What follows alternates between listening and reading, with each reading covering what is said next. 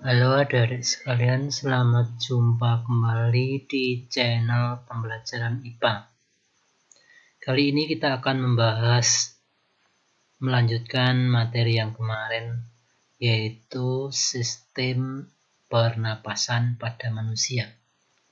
Kali ini yang kita akan bahas adalah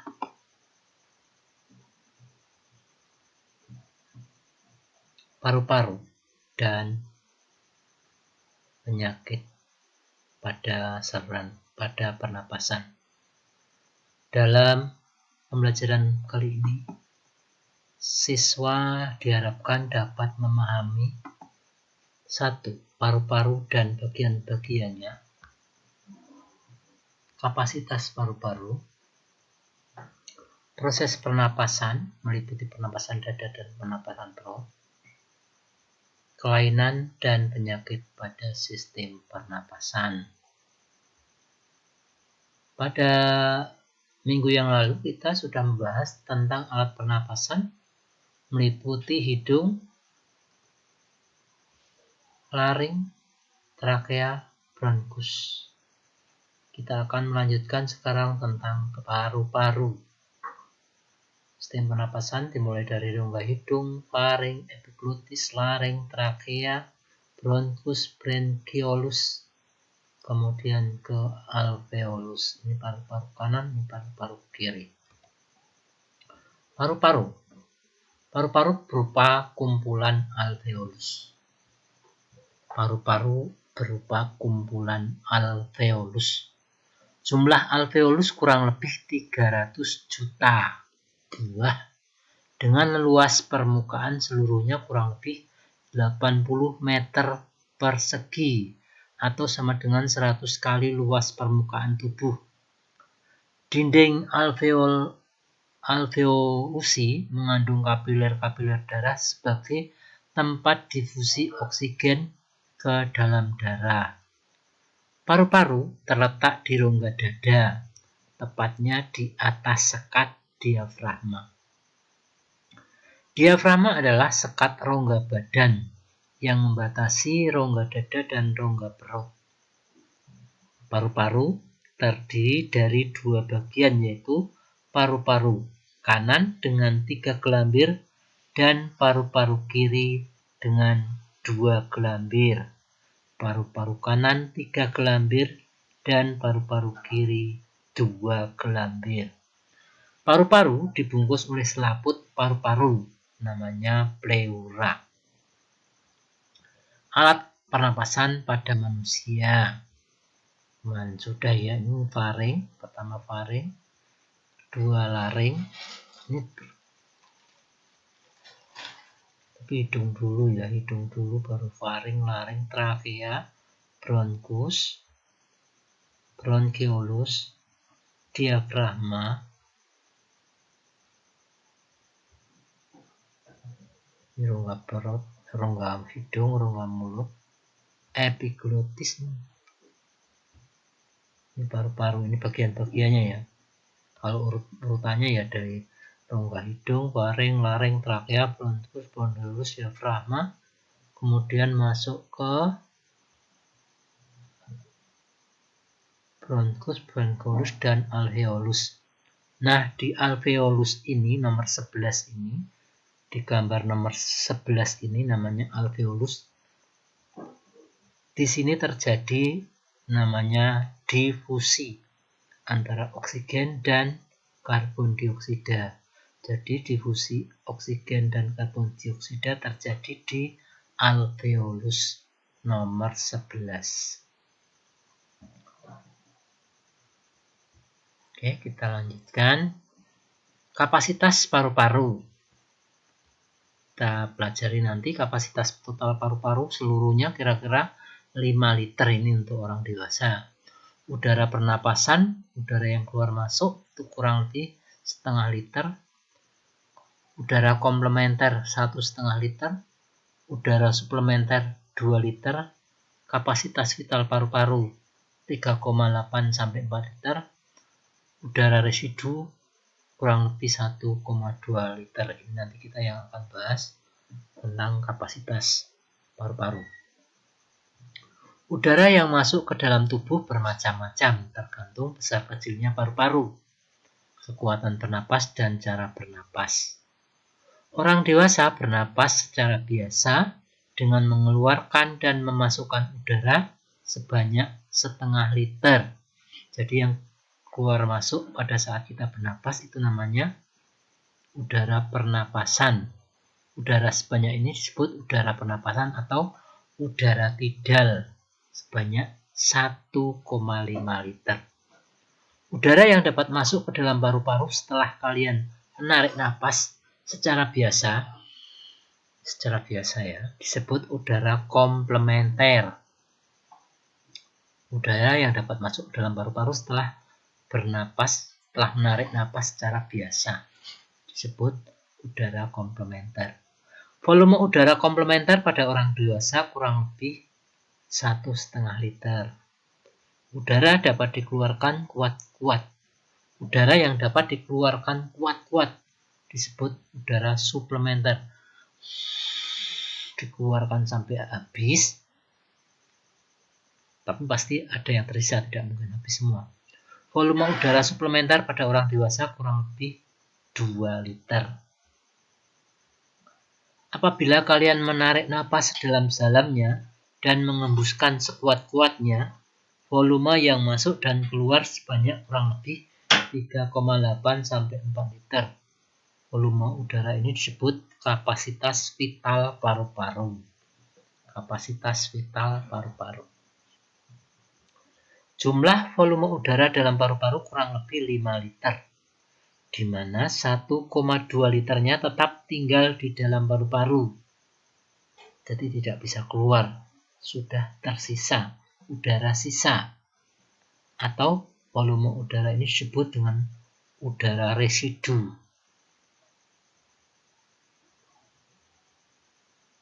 Proses pernapasan. Proses pernapasan terdiri dari 2 bagian. Ada 2 kegiatan, yaitu menghirup udara pernapasan atau inspirasi dan mengembuskan udara pernapasan atau ekspirasi.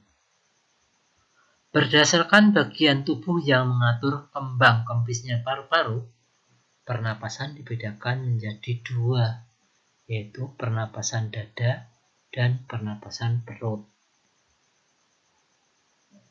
Pernapasan dada. Pernapasan dada terjadi karena gerakan otot-otot antar tulang rusuk. Jika otot antar tulang rusuk berkontraksi, maka tulang rusuk terangkat. Akibatnya, volume rongga dada membesar dan paru-paru mengembang.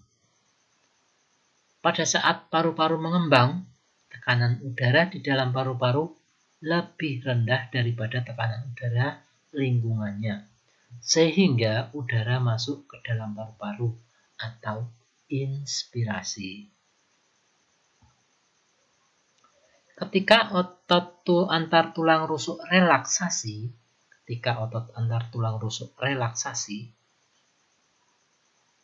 tulang rusuk turun.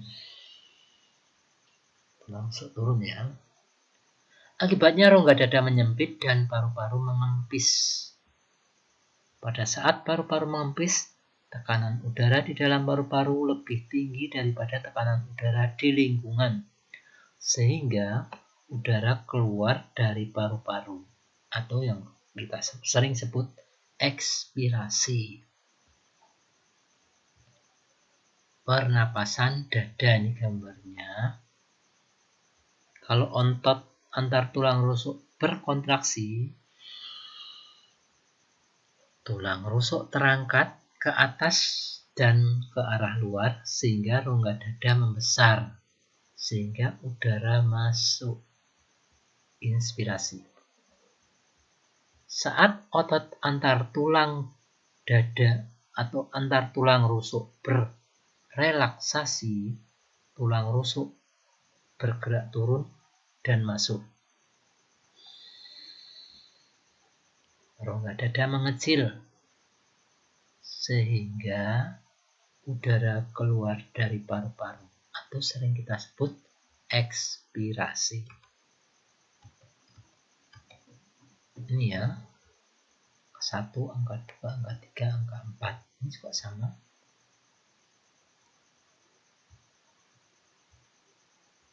Oke, kita lanjutkan. Sekarang pernapasan perut. Pernapasan perut terjadi karena gerakan diafragma. Jika otot diafragma berkontraksi, maka diafragma akan bergerak turun. Kontraksi itu mengencang. Akibatnya rongga dada membesar dan paru-paru mengembang, sehingga perut mengembung. Karena paru-paru mengembang, maka tekanan udara di dalam paru-paru turun dan udara masuk ke dalam paru-paru atau inspirasi. Ketika otot diafragma relaksasi, diafragma kembali ke keadaan semula atau melengkung ke atas, cembung melengkung ke atas. Akibatnya, rongga dada menyempit dan paru-paru mengempis sehingga udara keluar dari paru-paru atau ekspirasi. Pernapasan perut terjadi terutama pada saat tidur atau sering digunakan oleh para penyanyi. Biasanya menggunakan pernapasan perut. Pada waktu bernapas, komposisi yang masuk dan udara yang keluar dari paru-paru adalah berbeda-beda. Ini gambar pernapasan perut. Ketika diafragma berkontraksi, mengencang, ini diafragmanya turun sehingga udara masuk atau inspirasi. Ketika diafragma berelaksasi, mengendor, ini paru-paru mengecil sehingga udara keluar atau ekspirasi. Oke. Sekarang tabel komposisi udara keluar masuk paru-paru. Nitrogen. Udara luar sebelum masuk paru-paru 79,07%. Udara yang keluar dari paru-paru 79,8%. Oksigen. Udara luar sebelum masuk paru-paru 20,9%. Udara yang keluar dari paru-paru 14,6%. Karbon dioksida. Udara luar sebelum masuk paru-paru 0,03%. Udara yang keluar dari paru-paru menjadi 5,6%. Karena dipakai ya, oksigennya dipakai. Kelainan dan penyakit pada sistem pernapasan. Rinitis alergika, radang pada selaput hidung karena alergi debu, bulu, dan lain-lain. Sinusitis adalah radang pada sinus. Polip hidung seperti tumor semi transparan di dalam hidung, penyebabnya adalah alergi. Pendarahan hidung atau mimisen, pembuluh darah hidung pecah karena tekanan darahnya tinggi. Tonsilitis atau radang amandel, radang pada jaringan limfoid kecil di belakang mulut. Adenoid, radang pada jaringan limfoid kecil di belakang langit-langit. Radang tonsil dan adenoid menyebabkan kesan wajah bodoh atau wajah adenoid. Laringitis, radang pada laring atau pangkal tenggorok, terinfeksi kuman Corynebacterium diphtheriae, merusak pita suara, kadang dibuatkan lubang pada trakea atau tracheotomi karena ada kerusakan. Bronkitis, radang pada bronkus. Pleuritis, radang pada selaput paru-paru, radang pada alveolus. Pneumonia karena infeksi kuman Diplococcus pneumonia. Tuberkulosis karena infeksi kuman Myxobacterium tuberculosis. Pencegahan dengan vaksin BCG. Asma, otot polos saluran pernapasan berkontraksi sehingga pelebarannya terganggu. Asidosis, darah terlalu asam. Asfiksi, darah kekurangan oksigen sehingga tubuh membiru. flek dalam paru-paru karena nikotin, rokok, atau debu. Oke, sampai di sini dulu. Terima kasih atas perhatiannya. Jangan lupa disimak, diperhatikan karena soal yang keluar adalah dari video yang saya sampaikan. Oke. Sampai di sini. Terima kasih. Selamat belajar, semoga sukses.